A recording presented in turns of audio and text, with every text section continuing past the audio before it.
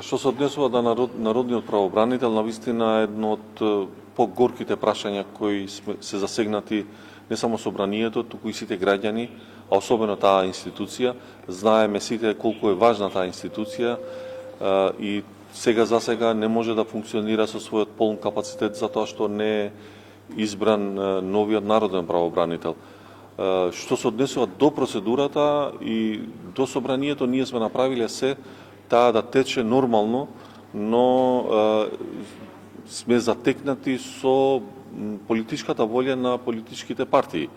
Знаете дека треба да се изгласа по мнозинство и по голем бадентер, затоа ја користам оваа можност преку вас медиумите да упатам апел до сите политички партии да го одблокираме овој процес, да најдеме решение, да седнат политичките актери да најдат решение.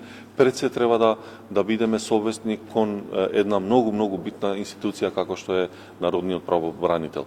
Јас би сакал тоа најбрзо што е можно да се случи и веднаш јас би ја свикал седницата, точката е на дневен ред, ќе ја свикаме и ќе го изгласаме за да може да функционира и институцијата, но и во однос на повторените избори кои се на 11 јануари. Тоа е битна институција која е и во функција и во интерес на граѓаните кои ќе бидат изложени на изборите од 11 јануари.